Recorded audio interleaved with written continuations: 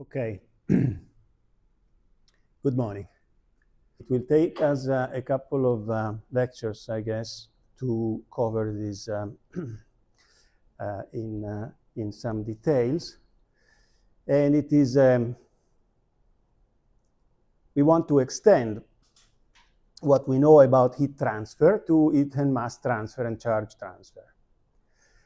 And we want to do it in a way that exhibits the logic of the construction. So this is why I am going to start again from what we have already seen, because it already contains that logic.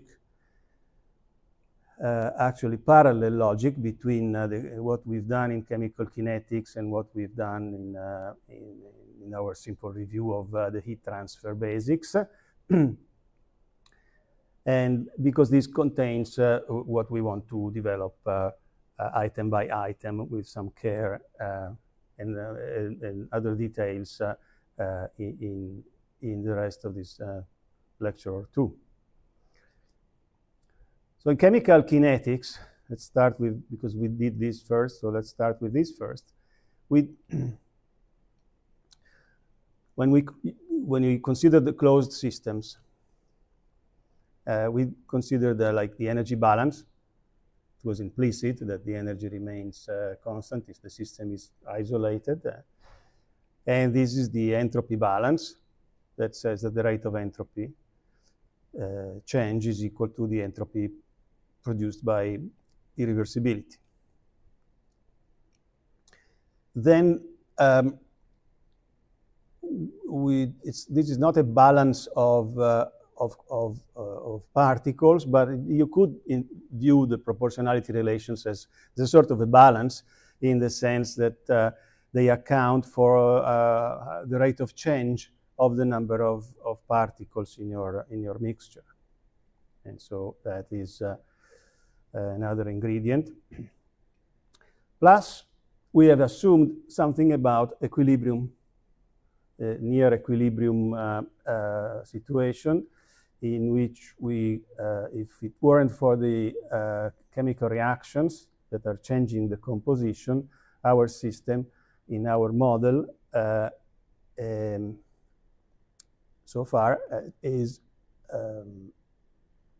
very close to what it would be if it were in equilibrium, in a stable equilibrium state without the reactions on. And that allows us, so this relation here allows us to evaluate the rate of change of the entropy, which is needed for the entropy balance. So we evaluate that. And when we do that rate of change, since S depends, the only thing that is changing here is N through the proportionality relation. So you have to take the partial of S with respect to N times N, the rate of change of N. And then you keep going, and you single out the affinities of the reaction, and you bring in the reaction rates. So you combine them, this balance equation, with the energy balance, which is trivial in this case, and you obtain an expression for the entropy produced by irreversibility, which is this product of rates and affinities that we interpreted as degrees of disequilibrium. And then we assumed a law that relates how the rates relates the rates to the affinities. And this law is a nonlinear law, but in the near equilibrium limit, we have linearized it. Here's the parallel structure and parallel logic that we followed when we derived, when we did the heat transfer basics. We write the energy balance. It takes this form. We will return to why it takes this form. For the moment, just believe it. So that's the energy balance. This is the entropy balance. Also, of course, we'll return on this. We're talking about a solid, so the pure solid, there's no change in composition, so the rate of change of composition is 0. Then we assume, like we did here, we assume something about the local equilibrium. We assume local equilibrium, so that there is a fundamental relation. We can write the Gibbs relation between the properties. And this is a way to write the Gibbs relation in order to, we will also see this in more detail later. This is in order to get rid of the pressure here and push the pressure in the Gibbs-Duhem independent equation. The Gibbs relation can be used to combine the left-hand sides of the balance equations. So you substitute the various balance equations into this Gibbs relation and obtain an expression like here for the entropy produced by reversibility. Of course, we will do the details. Also because here I've changed the notation a bit, but as you know, for a heat transfer, the energy flux is just Q double prime, and the entropy flux is Q double prime over T. That's the heat interaction. And when we do these substitutions, you can rewrite the divergence of Js as a sum of two terms. The first one cancels with the one that comes from the divergence of the energy flux, and you are left with this final result that says that the entropy produced by reversibility, and here we are talking about entropy per unit produced per unit volume, is equal to the heat flux times the gradient in the inverse temperature, which we can interpret as the degree of disequilibrium for the heat transfer. And then if we assume a linear law, then we get Fourier.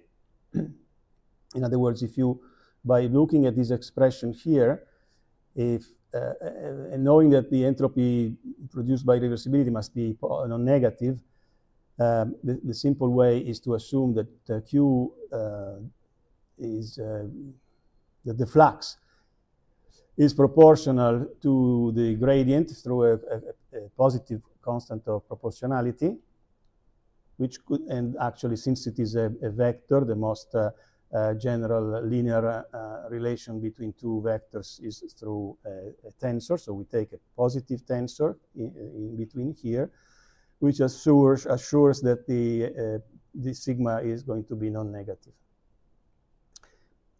And then, so we get Fourier law, and also we have seen that if we accept Onsager's reciprocity theorem, that that tensor not only needs to be positive definite, but or non-negative definite, but it also needs to be symmetric.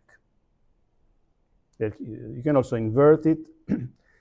And therefore, the entropy production becomes a quadratic form in the degrees of disequilibrium, or equivalently, a quadratic form in the fluxes. Okay. So the ingredients are: write the energy balance, do something about the Gibbs relation, or write the Gibbs relation in this form so that you can combine these balances in a proper way. Make an assumption about the kind of interaction that is intercurring between the various parcels or elements of your continuum. And then assume, if you want to be near equilibrium, you can assume a linear relation.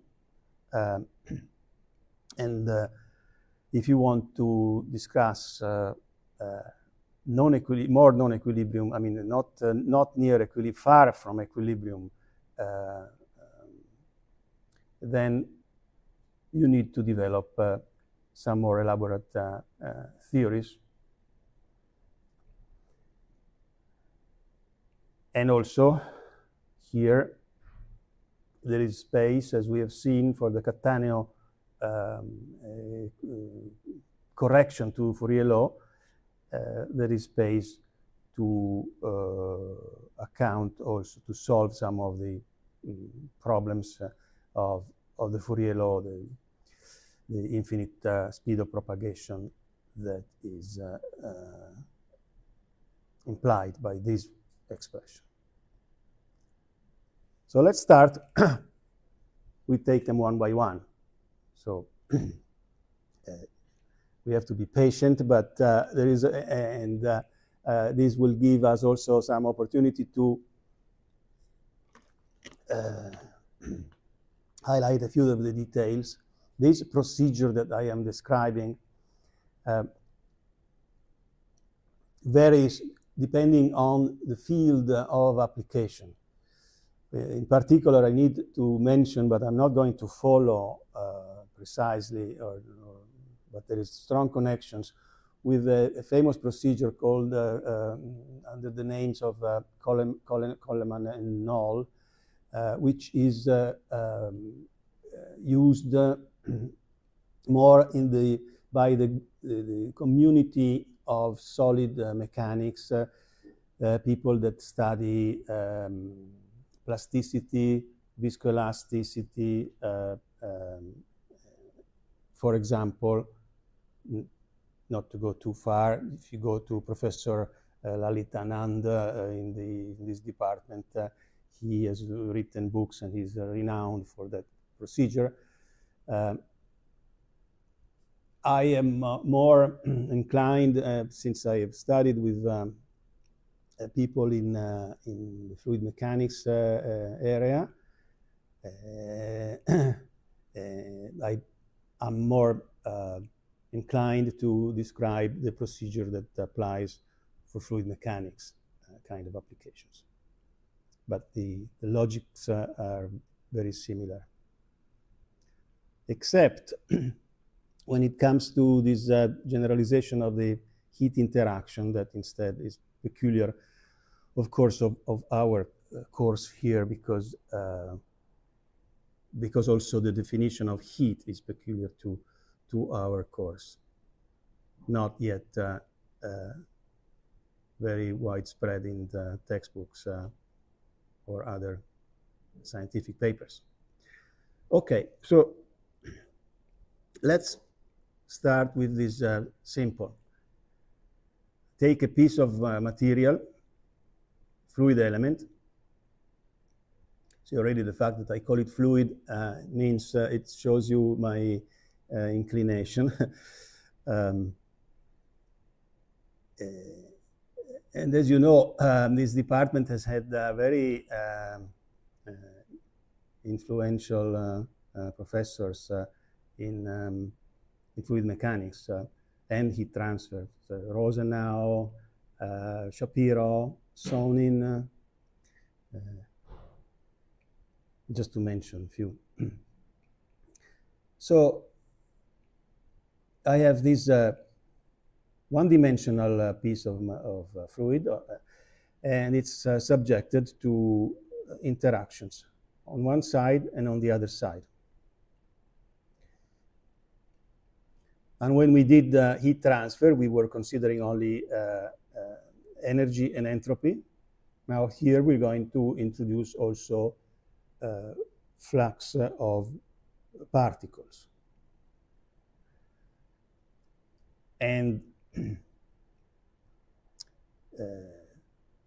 also here you have the flux. And the flux, this is a component, the x component, because we are one-dimensional, of the flux, and it changes as you move from phase at x and phase at x plus dx.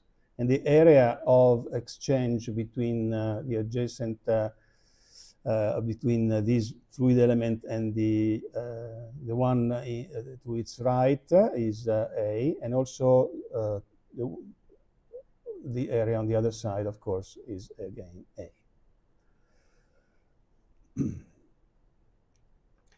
We want to make a general energy balance, so we're not going to assume steady state.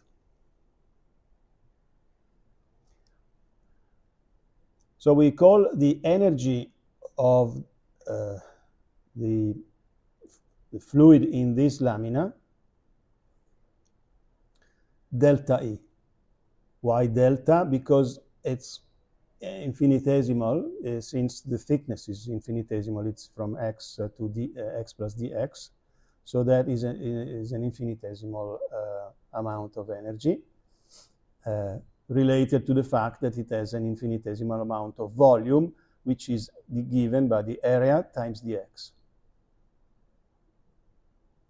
And the specific energy per unit volume, you can write it, as we know, like rho times u, and u here is really u star, what we call is the energy per unit mass.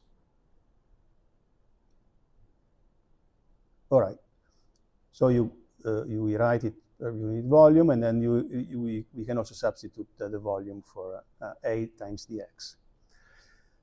The same, this system has also entropy, and here's the entropy, also infinitesimal because it's an infinitesimal amount of material, and it stays like that. So it's the volume times the specific entropy per unit volume, which is rho times S star. And also the amounts, they are infinitesimal, and the amounts per unit volume is the concentration. So you can write that as concentration times the volume. Okay. Now, inside this element, we have also some volume effects. For example, chemical reactions that are occurring inside in the interior. And therefore, the proportionality relations are governed by these epsilon dots, which are the rate of advancement of the reaction coordinate. We can write also that as the volume times a reaction rate per unit volume, which is typically called R, without the dot. And then the other is the entropy production due to irreversibility, which occurs throughout the volume of of this system. And that too we like to write in terms of per unit volume. So we have defined this simple S dot, rate of entropy production. Triple means per unit volume. And soon we have also already started calling this thing sigma. All right. So here is the energy balance. It says the rate of change of the energy of our system is equal to the net energy it exchanges through the interactions. And here it has interactions on the left and on the right. And the net is the difference. And you have to take it with a minus sign if it goes out. So if this one is greater than that one, the difference is this term here. And that is per unit area. And then you have to multiply by the area.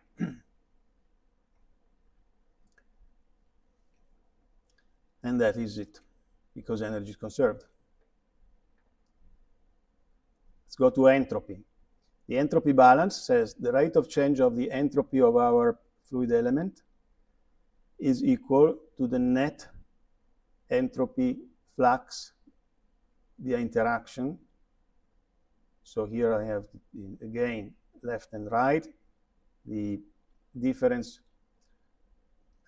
is this term here, and with the negative sign, because if it is positive, you have more entropy going out than coming in, and that's this term here. I think there is an error here because I need also an area like here. I need to multiply by A. I need to correct that. That doesn't finish the entropy balance because you also have the entropy to account for the entropy generation inside the element due to irreversibility. Okay. Now what we do is simply divide by the volume, delta V, left and right of these equations, and here is what you get.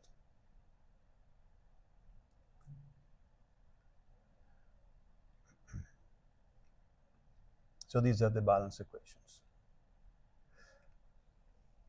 So now I want to open a little digression that is nevertheless important regarding how we describe the properties of a continuum, in particular the extensive properties like energy, mass, entropy, and a bunch of others that I'll have in a summary table. So let's consider like we typically do in fluid mechanics. We consider a volume, call it sigma m. So it's a material volume. So I select at a certain instant of time a certain bunch of particles contained inside this volume. And I denote the surface of that as a partial of sigma m. M stands for material. Of course, when the fluid moves, you need to, if you want to follow the material volume, you know, this problem is that you need to track all the particles that are inside here at time, say, t1, and then at time t2, you need to see where all those particles have gone and consider another volume that contains only those particles. So this would be a Lagrangian point of view, and it's complicated, so that's why in fluid mechanics you introduce control volumes and all, and the Eulerian point of view. But that's not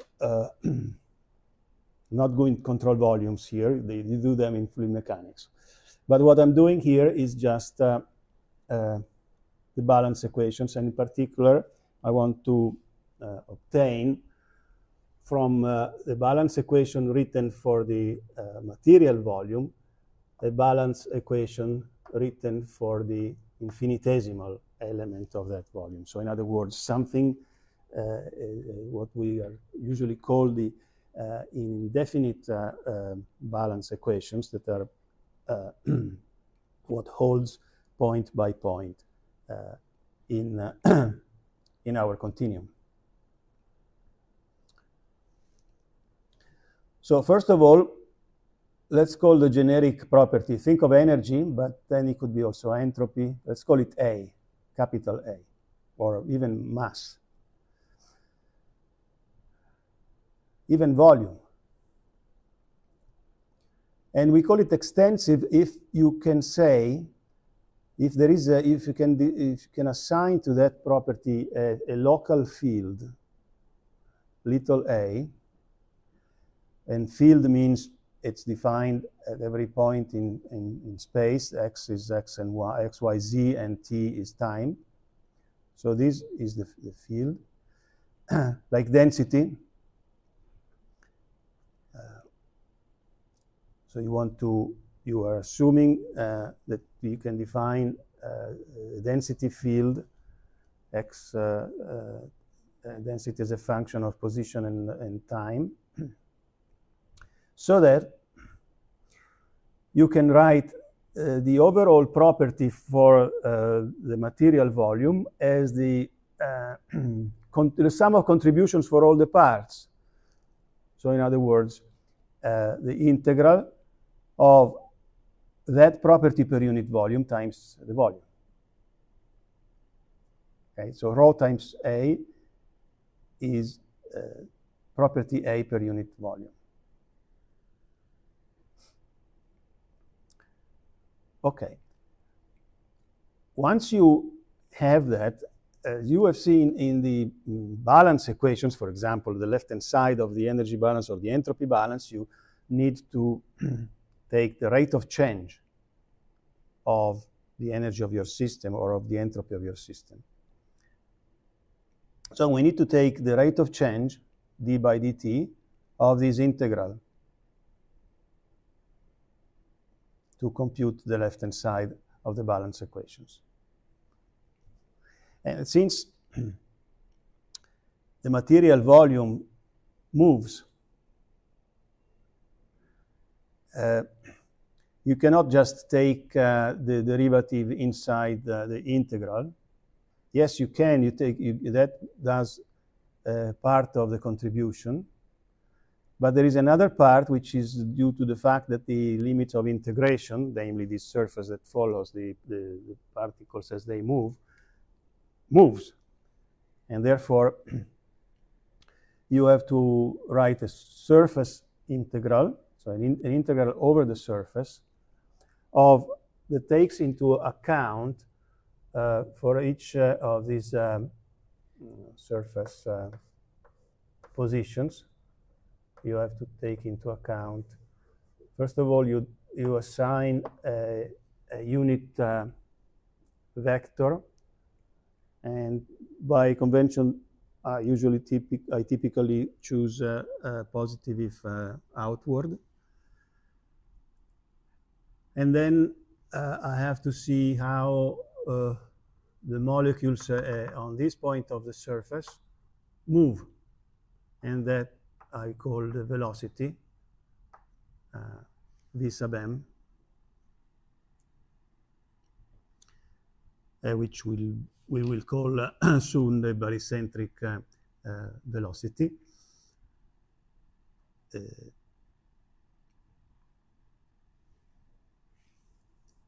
Because in fact, before I call it v sub m, it simply should be the velocity assigned to the surface of the material volume.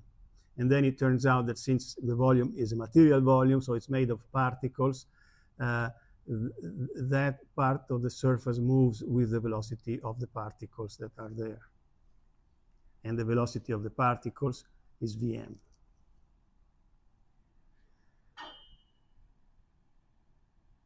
So the net, so since the velocity may have a different direction as the normal to the surface, what brings particles, say, out of this volume and contribute to that surface integral, or contribute to changing the surface integral, is only the component that is in the direction of the normal. So that's why you take the scalar product of V and N to get the normal component that contributes to moving stuff out of that, say, energy out of that surface.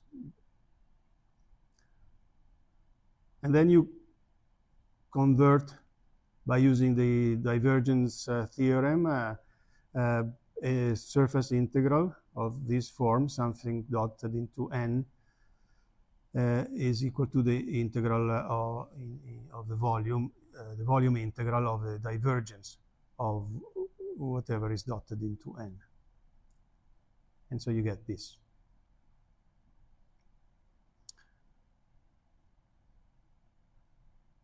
So we transformed this rate of change in an integral, in a volume integral of two contributions, the partial with respect to t and the divergence of rho AVM. This will be called the convective flux in a moment.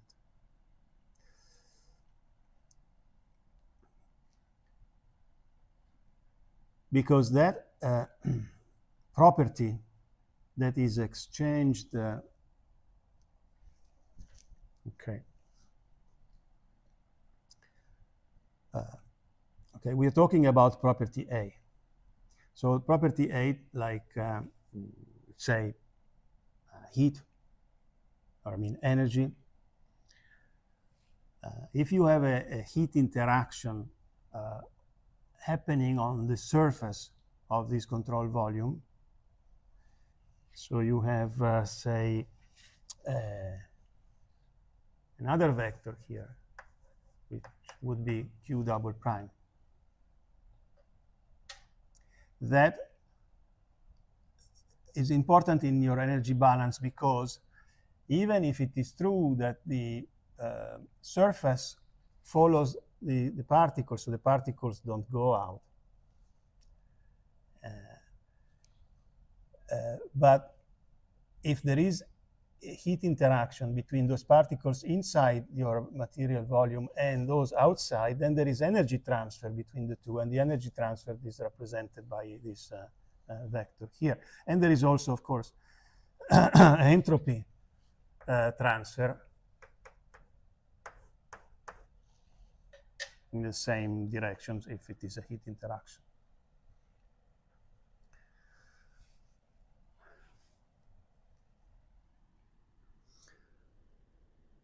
So what we define as flux,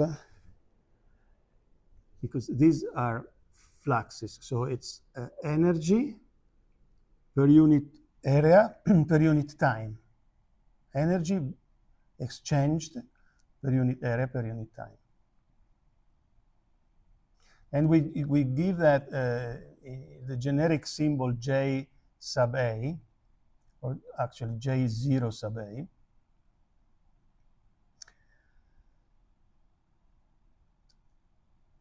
And it's defined this way. And once I have defined that, I can also assign a sort of a velocity of transfer of that quantity.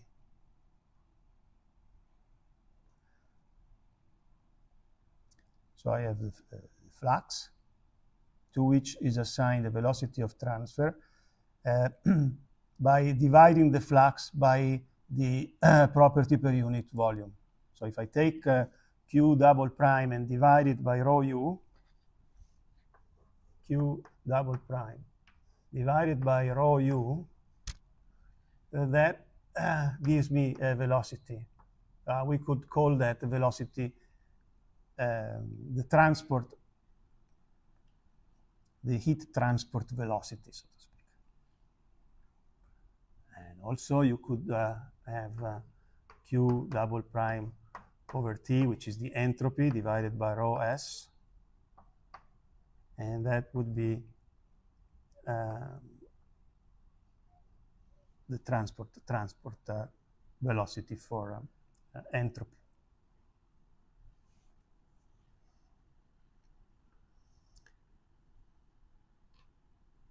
The transport velocity for momentum is the barycentric velocity, the velocity that you typically use in fluid mechanics.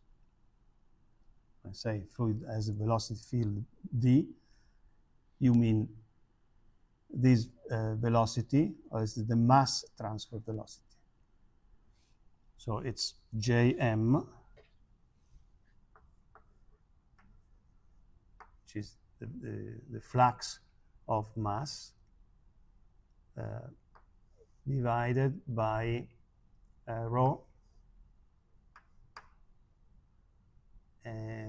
because rho is the mass per unit volume, and that is the barycentric, that is velocity of fluid mechanics.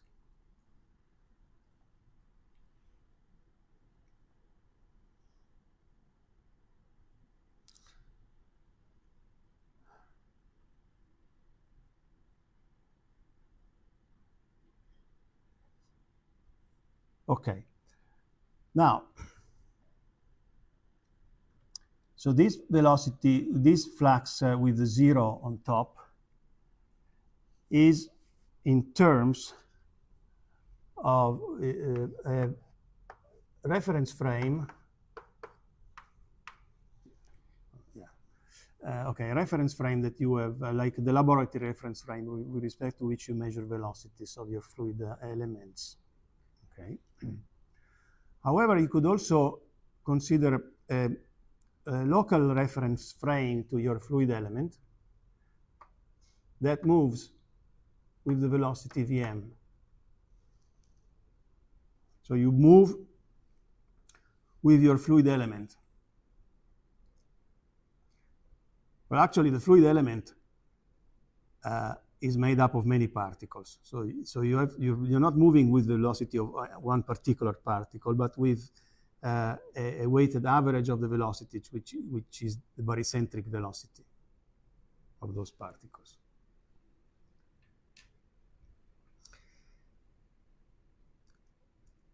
So relative to that, if I take the velocity of transport of this property A, and I view it from that reference frame, so the relative velocity is VA minus Vm.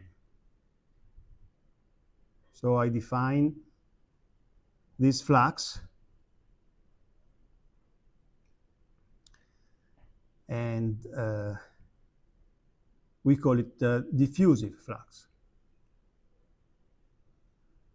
So it's the flux relative to the local barycentric velocity. This is the most practically used and what appears typically in the balance equations, but also this other one appears. So you have to be careful if you are in this business and you see balance equations. You have to be careful whether, because sometimes people don't put the not, or actually almost never put the distinction. They just pick one way of describing fluxes and then keep going, and presume that from the context of the paper you can understand which is one. Now, the same concept of flux applies also, as you know, to vectors. So you can transfer momentum. And so if you define the diffusive flux where the property A is momentum, actually, so little a is the barycentric velocity itself, then you obtain the diffusion momentum diffusion flux, which is the negative of the stress tensor, also called the pressure tensor.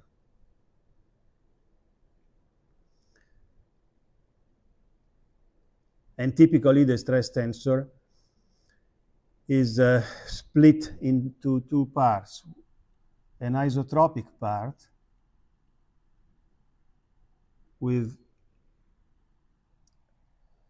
delta is like a tensor isotropic, so 1, 1, 1 on the diagonal and 0 off diagonal, and so the trace of the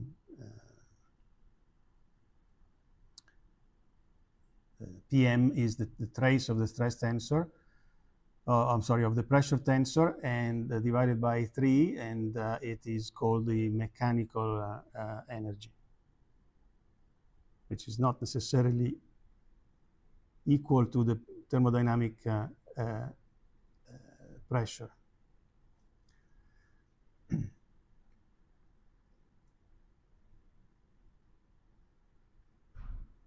Okay, so what we instead call convective flux is the flux of that property which is transported by the simple translation of the translation, I don't know. The fact that the fluid element moves, it brings with itself the properties that it has inside, so that produces a flux, a movement of the property. If there is energy in that box and you move the box, you're moving energy. Okay, so that is convection, and it's the difference between this and the diffusive. Or if you want, you can write the flux with respect to the reference frame as a sum of the diffusive plus the convective flux.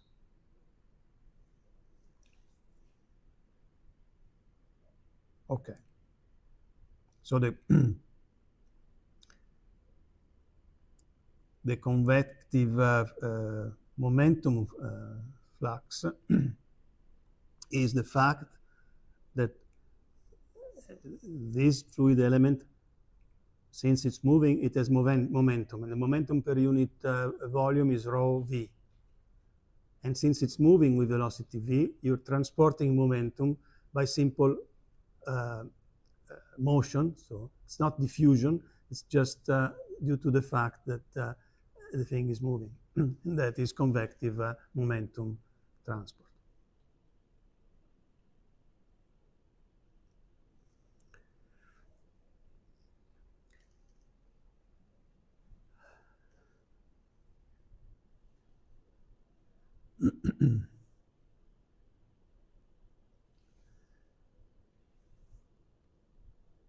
Now, inside your material volume, inside that fluid element,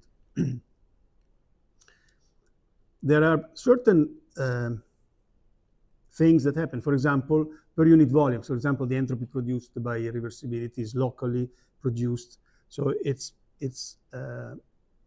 something that when you want to account it, you want to account for it, you have to take it, multiply by the volume, and then integrate. So these are, you can view it as a source term. I mean, for the entropy balance, it's a source term. It cannot be a sink because it would violate the principle of entropy non-decrease. But in other models, for example, often in heat transfer, you use terms like you add a term to the balance equation. We call it triple prime Q. It's the entropy. I'm sorry, the energy, internal energy deposited locally. For example, by Joule effect. If you have a conductor, electricity conductor, by Joule effect that dissipates electrical energy and transforms it into internal energy. So if you make a balance of internal energy, you will find a source term, and that source term is a source per unit volume. So it's like a sigma of energy. And usually you can distinguish between those that are produced by local effects, like the Joule effect is a local effect, or collision produced effects, including chemical reactions, that essentially chemical reactions, you can consider it as a source of products of the reaction and the sink for the reactants of the reaction, and which occurs locally in your volume. And so this, you would call it with a superscript I, to be distinguished with the externally generated. For example, if this fluid element lives in a gravitational field,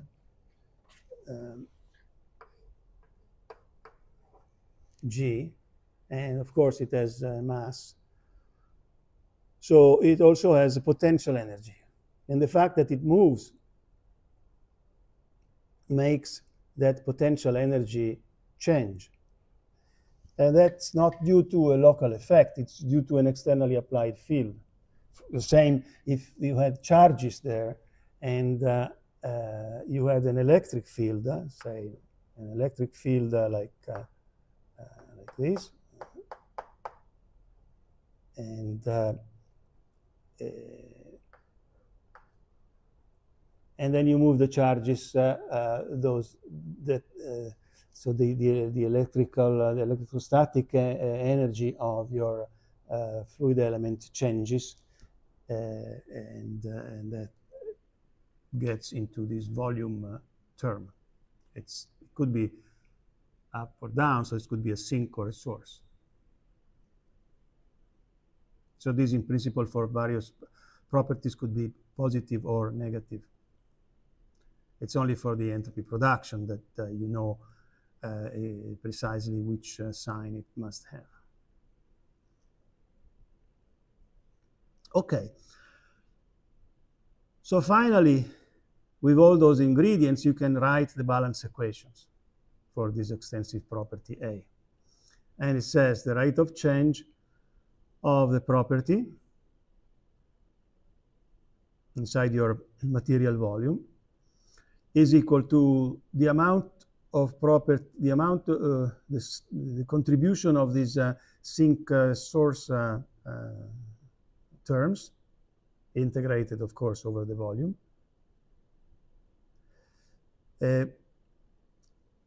minus the amount that leaves the volume through the surface.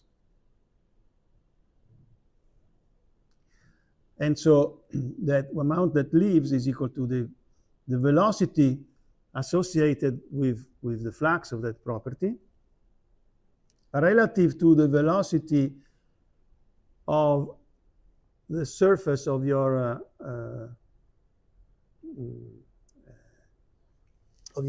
material volume. Okay.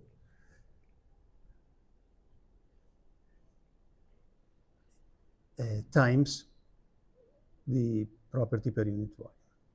And also here you see something multiplying, dotted into n and integrated over a surface. You can use the divergence theorem and transform it into the divergence of whatever is dotted into the outward normal to the surface. And you may recognize here that since this velocity is Vm, Va minus Vam times rho A is the diffusive flux. We defined it in the previous slide. That's why I get that. All right. So this is, say, the right-hand side of the balance equation.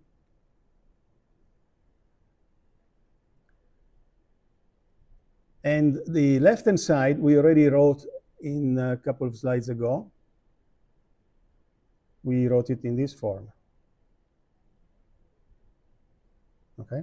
So this is the general form of a balance equation for property A, for an extensive property A. I think I'll repeat it in the next slide because we need to, yeah, here it is.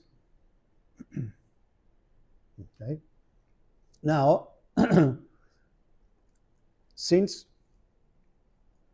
that equation, balance equation, must hold for whatever material volume, large, small, and so on, arbitrary, the only way that this equation can hold for arbitrary volumes is that the arguments of the integrals be equal, and therefore you can cross away the integrals and keep the equality between the integrands, and that's your indefinite balance equation for property A.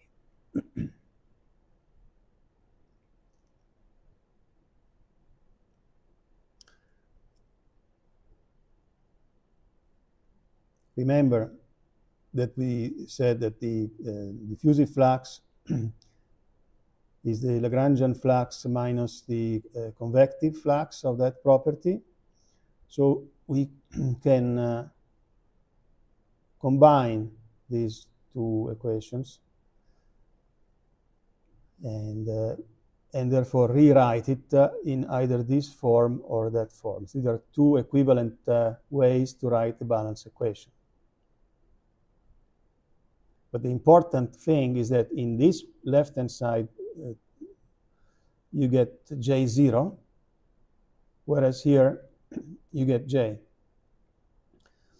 And this combination of partial derivative and the barycentric velocity times the gradient of property A, which comes in when you substitute this into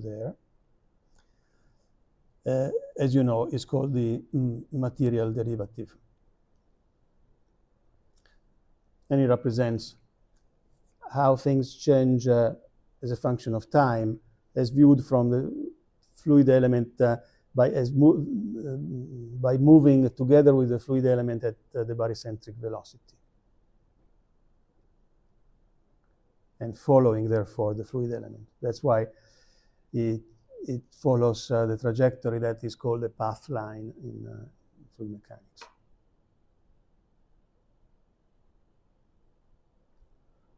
Okay, so these are the balance equations. We are going to, I think we are going to use, well, either one, probably more this one.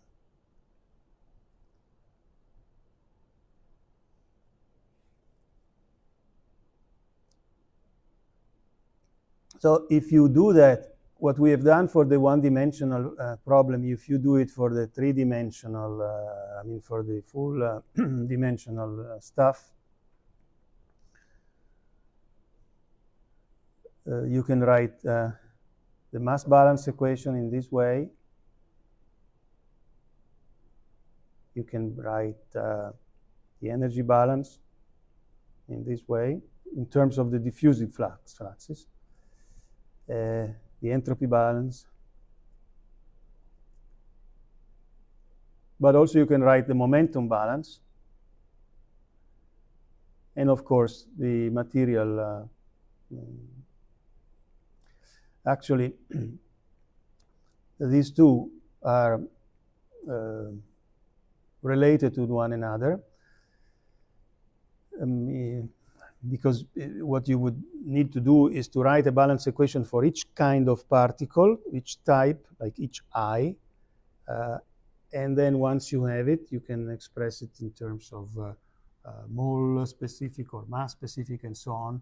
And you can write it, for example, here, this symbol psi E or xi is the mass fraction. In other places, actually, probably in the next slide, I call that same mass fraction with the symbol X. So here's the definition of the barycentric velocity that I mentioned, and here is the expression for the flux of the mass flux in laboratory frame. It's rho times V. and it's related to the masses, to the velocities of the various. And this table, I'm not describing it, but simply is there. It's useful just to mention how many different ways you have to do the accounting, and depending on your application or depending on your community, people use mole fractions, mass fractions, concentrations, and so on. And so these are the interrelations that intercur between these various properties. So I'll leave it there just for reference. And also, this slide provides a list of examples, the main examples for those extensive properties that we have written the balance equations for, and for which we can define convective fluxes and diffusive fluxes. And so you have the number of moles, the total mole, and the mass of particles of a certain type, the total mass, the charge of particles of a certain type, the total charge, the energy, the entropy, the kinetic energy, the potential gravitational energy, the potential electrical energy, and momentum. For each one of these, you can write balance equations of the form that, of the generic form that we have discussed. Okay, so that is the balance equation. Now, just as a small digression about the fact that we are dealing in this model so far, and not all that we have done, we are dealing with the idea of a continuum, the fact that you can assign to a position in space and time, for example, a density. It means that you have enough particles in your volume, so that you can assume that all the particles are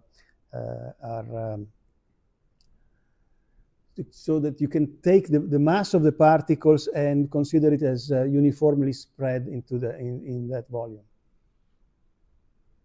And that you can do only, of course, that is the limit of the traditional fluid mechanics. And you can do it only if the Knudsen number is the ratio between the mean free path.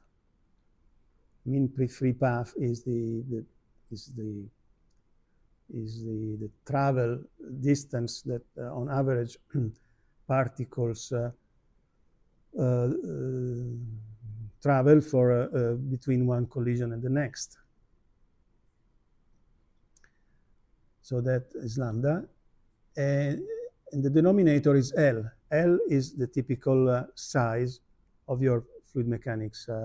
So it's the length scale of your fluid mechanics problem. Could be the boundary layer thickness, or could be the diameter of your pipe if you are in a pipe flow. So not always this Knudsen number is smaller than 1. It is smaller than, much smaller than 1. So typically one would say if it is less than 1%, then you can apply the continuum hypothesis. If it is not, then you have to be careful, because the results that you are obtaining may not correspond to the physical reality. So you can always do that, the model, but the results are not providing valid descriptions of reality. For example, this table gives for air.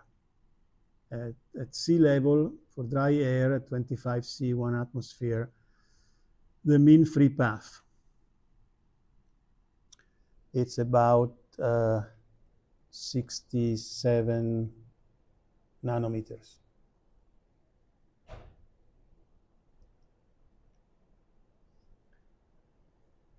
So this condition is guaranteed when you see the green. So if I have a device that is large, small, even pretty small, like 70 microns, it's pretty small,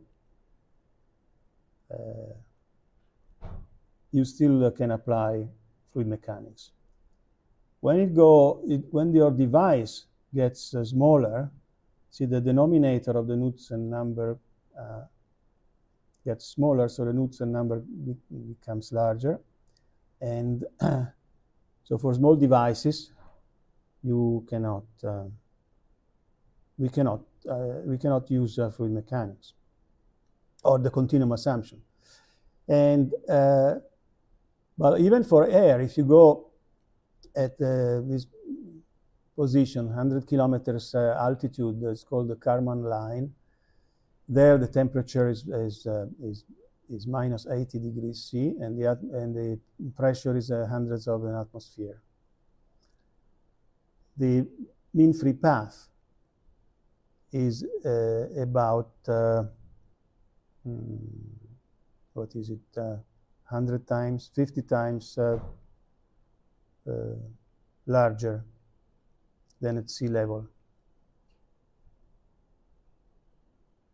So there, it's the lambda that is high.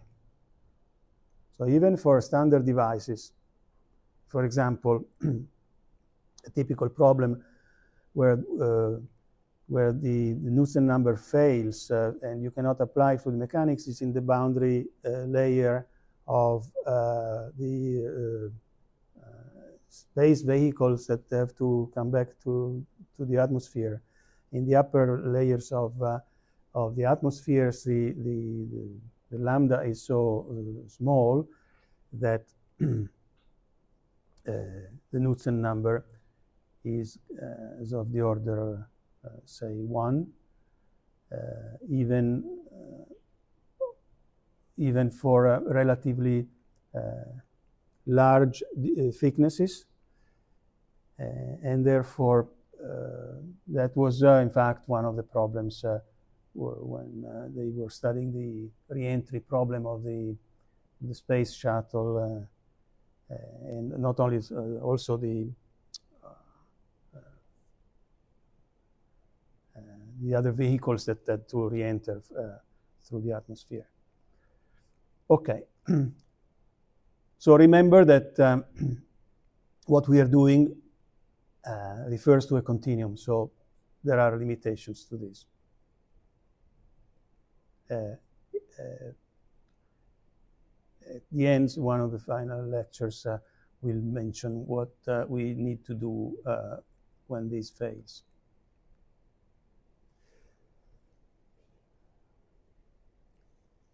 Okay, now we are in the part that we have to, in order to assemble the energy balance, entropy balance, constituents balance, we need to use a Gibbs relation to combine them, which is an assumption of local equilibrium, which goes together with the continuum assumption. So remember, you have the Gibbs relation. We are talking about large number of particles, so we assume the Euler relation and also the Gibbs, and so from the two we get the Gibbs-Duhem relation. Okay. Now here there are a couple of okay, so that is the basics. Then of course we need to remember what the definitions are, chemical potentials. We've seen it so many times. The differential of the chemical potential If you remember, when we started doing mixtures, we wrote this expression here. A new way that is used often is this one. You collect the part of the differential that is not related to changes in temperature, and instead of writing it all the times explicitly, you write it as the differential of the part of the differential of mu that you would that would survive if you keep the temperature constant, with this symbol here. So you change the chemical potential by changing the temperature, and so the specific, I'm sorry, the partial entropy appears here,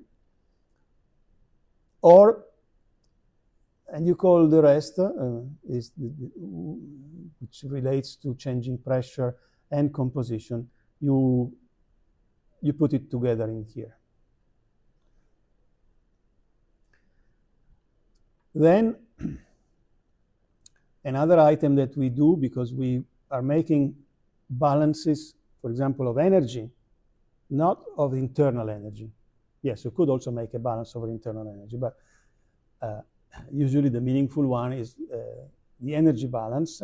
And so in the energy balance, we typically use this bulk flow like expression of the energy, in which we recognize an internal energy and then some mechanical addenda that bring in the kinetic energy, the gravitational potential energy, the electrostatic potential energy, and even the centrifugal potential energy with the negative sign that we have seen when we did stratification. Okay. And you remember that, therefore, the chemical potential gets in.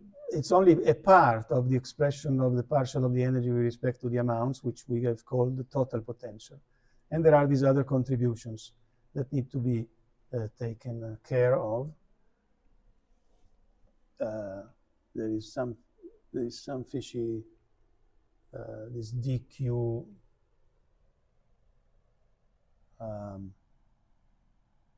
This dq shouldn't be here. Yeah, it's from cut and paste from this expression, where I take this one, I take the differential here, and then you take the total potential is the partial of the energy, while you keep fixed the entropy, the volume, the other amounts, and then you have to keep fixed, for example, the barycentric velocity, the height in the potential, the value of the gravitational, of the electrostatic field, the angular speed, and the location. So you keep all these fixed and change only the amount of that particular constituent in order to get the total potential. Okay. And these last lines are just a summary of the fact that you can write properties, specific properties per mole, per unit mass with the star, or per unit volume. Okay. Per unit volume, you could write it as rho u star, or also C times U. So this is sort of a summary of what's needed. So we have worked so far using molar specific properties, and the Gibbs-Duhem relation has been always written this way. And with this new notation of the differential of the chemical potential at fixed temperature, it takes this form. And since that differential means any changes of the property, if you change only the property by moving in space at a given instant of time, that becomes, you can substitute essentially the d with the nabla, with the gradient. And so you have an expression here that comes from the Gibbs duem and gives you the gradient in pressure and how it is related to the gradients in the chemical potentials. So they are not independent. Is another phase of the Gibbs phase rule. You may also write it in terms of mass-specific properties. I'm not staying too much on this. You can just, but I'm staying more on this other one, volume-specific properties. Because if I write the Gibbs relation, the Euler relation, and the Gibbs-Duhem relation in terms of these volume-specific properties,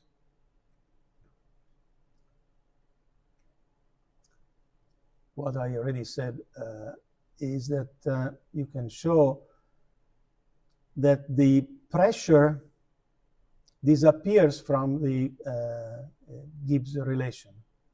Not that you get rid of it, but in terms of these volume-specific properties, you decouple the Gibbs relation from the Gibbs-Duhem relation, and you can so forget about pressure, and then when you need it, you can use the Gibbs-Duhem relation as an additional independent equation that gives you the pressure.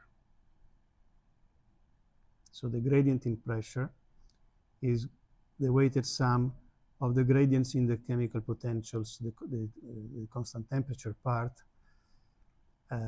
weighted on the concentrations of the various things.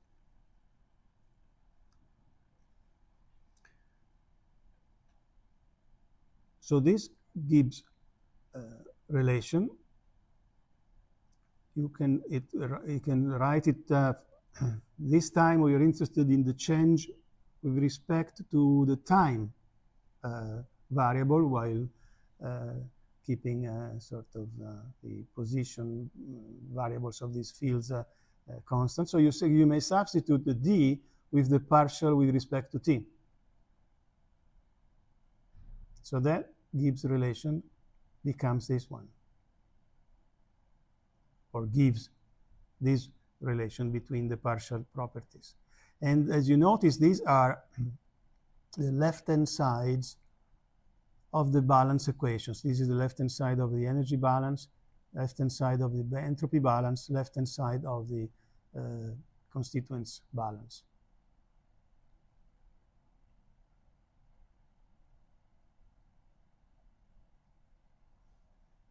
Okay. Now we need to generalize the idea of heat interaction.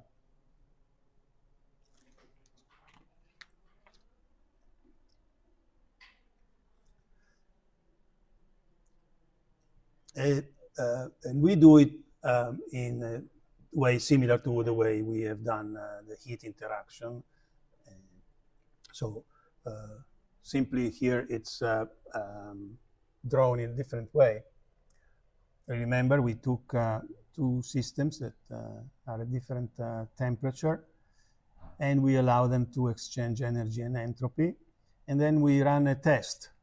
Can we identify part of that energy that is transferred between the two as work? If yes, we don't call it heat. If no, yes, that's the condition for a heat interaction.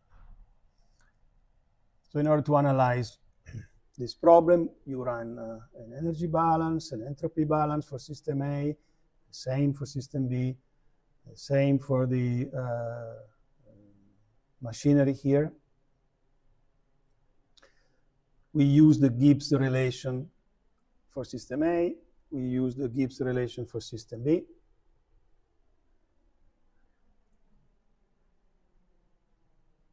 And out comes that the work, the maximum work, so we set the entropy generation equal to 0. The maximum work you can get is given by the Carnot coefficient multiplying the energy that is being transferred. And so that says that, yes, a good fraction of that energy can be recognized as work unless the Carnot coefficient is equal to 0. And that is why we define heat only when the two temperatures, TA and TB, are their difference vanishes, so they are approaching each other. And also, in addition to this result, you remember that in a set of inequalities that says that the entropy exchanged is bound as an upper bound and a lower bound related to the initial temperatures of the two objects, and only in the limit in which the two temperatures are equal to one another, that range of values results in a single definite relation between the entropy transferred and the energy transfer. Which is this relation? Q, or delta Q, because then we call that heat, is equal to T times the entropy exchanged. Now, if we divide by the area of contact between the two objects, so A here represents the area, not system A, and dt is the amount of time that the interaction occurred, you obtain the flux. So you may rewrite this expression as saying that for a heat interaction, the energy flux and the entropy flux are related by the temperature, which is this expression here. And actually, for this particular one, we could even write Q double prime, the symbol Q double prime for heat. Okay, now I do the same, but with the new fact that the two systems, think of them as the adjacent fluid elements that for which we are making a balance. So, but in general, these two systems exchange not only energy and entropy, but also a given amount of each of the constituents. Procedure is the same. You have to write energy and entropy balances for system A, for system B, and for the machinery here. And you need to use the Gibbs relation for system A and the Gibbs relation for system B.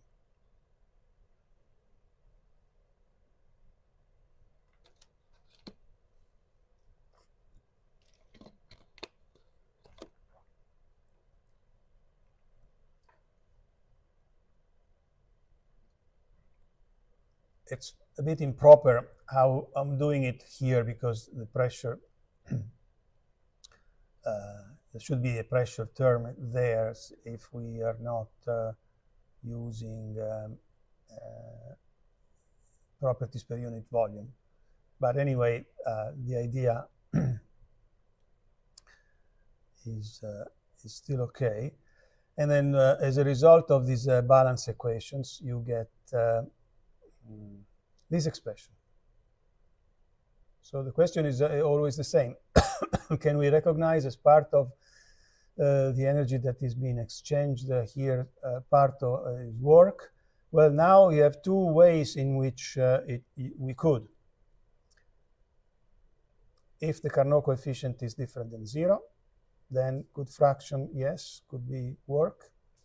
But also, if this other coefficient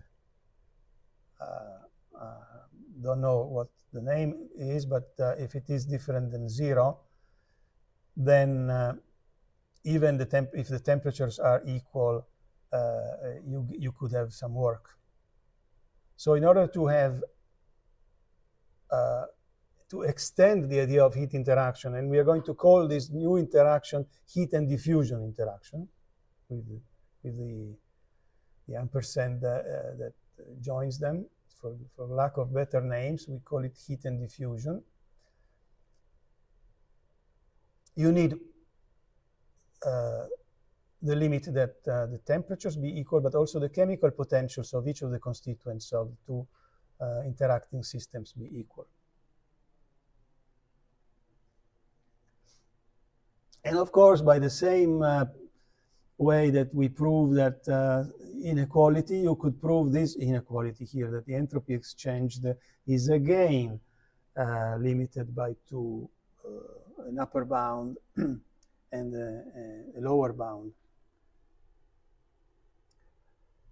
which in that limit become the same value, and in that limit, so for a heat and diffusion interaction, you have a definite relation between the energy that is transferred, the entropy that is transferred, and the amounts of constituents that are transferred.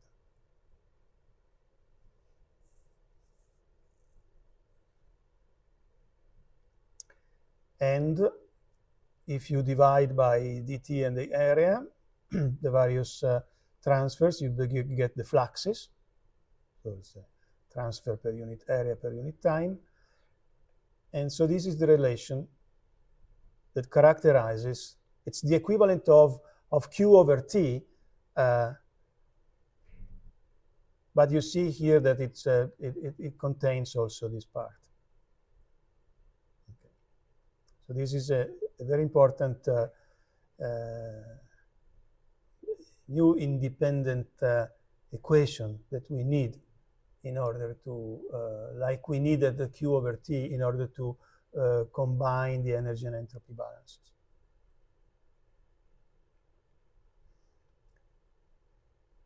Here it is. So we start from that. The question now is, so something fishy with this slide, but in any case, the question is, I'm sorry. The question is, can we still call heat the energy that is transferred in a heat and diffusion interaction? The answer is no. Only part of the energy transferred can be called heat. How do we identify that? Okay, remember, okay, we start from this relation between the fluxes that characterizes the heat and diffusion interaction. The chemical potential appears in it. Remember that the chemical potential can always be written as the partial enthalpy minus T times the partial entropy for each of the constituents. This is general. So substitute that. And then take on the left-hand side the stuff that is not multiplied by T, and on the right-hand side the stuff that is multiplied by T. So now you have found a part of the energy transfer, of the energy flux,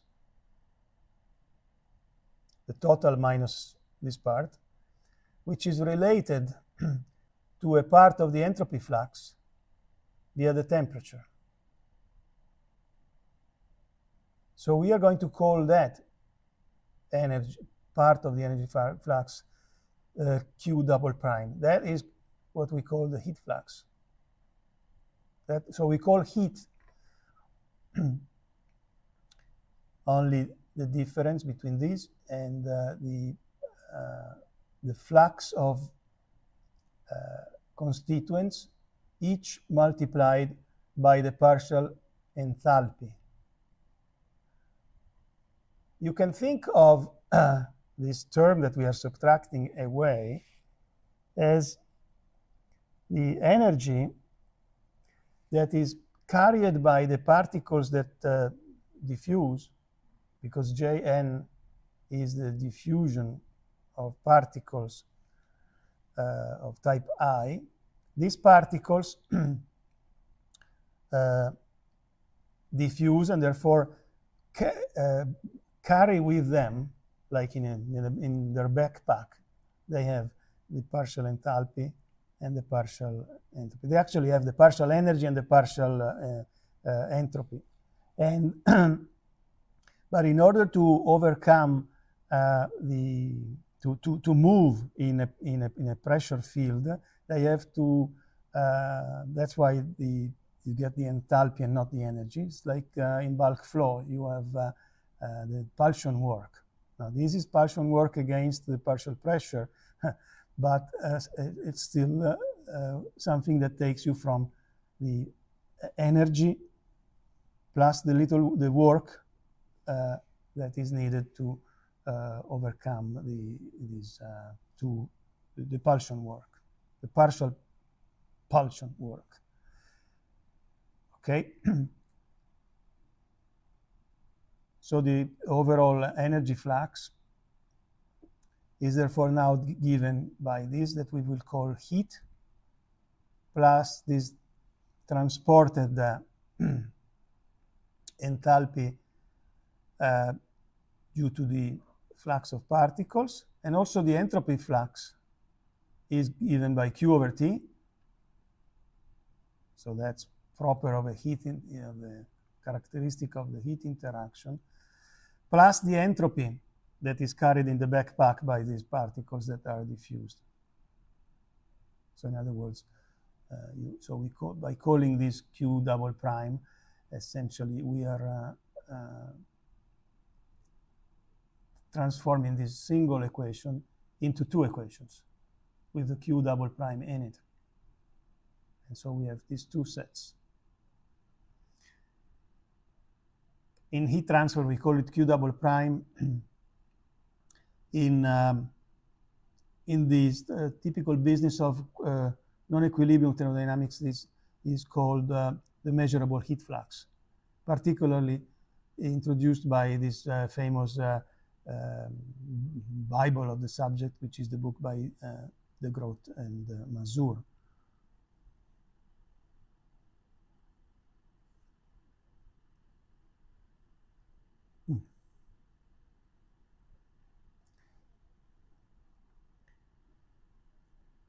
If the particles carry also charge, then we do exactly the same. So the relation that defines the heat and diffusion interaction is like this, except that you have to substitute the chemical potential with the total potential. So it becomes like this one. And remember that the total potential when you have particles is given by this. It's the chemical potential plus the electrostatic potential times the charge of the unit charge of your particles. So you can write it this way, still in terms of the chemical potential. So now you can still use the fact that the chemical potential is Hi minus Tsi. And then you can also remember that, or define, if you take the flux of particles, and these particles carry this much charge, this flux of charge is what we call current density, charge current, or electrical charge current density. So take this one or this one and substitute as before, and not substitute, and move left-hand side the stuff that is not multiplied by T, and on right-hand side the stuff that is multiplied by T. then you recognize, then you define Q double prime, the measurable heat flux, as this term here, and you get two equations. So now the energy flux is due to heat, the energy transported by the diffusion of particles through the enthalpy, the internal energy plus the Partian work, and the electrical energy carried by the charge carriers. And for the entropy flux, the same. There is no contribution by the electric charge current. Okay. So with these ingredients, yeah, we're out of time, but yeah, we can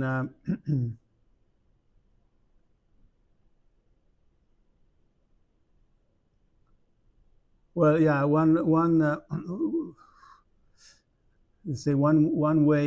thing that from which we will start next time is that you can rewrite that expression that defines the relation between energy, entropy, and materials flux in an entropy form instead of an energy form in terms of new variables like the inverse of the temperature and the chemical potential, the total potential divided by the temperature. But let's do that next time because we're out of time now.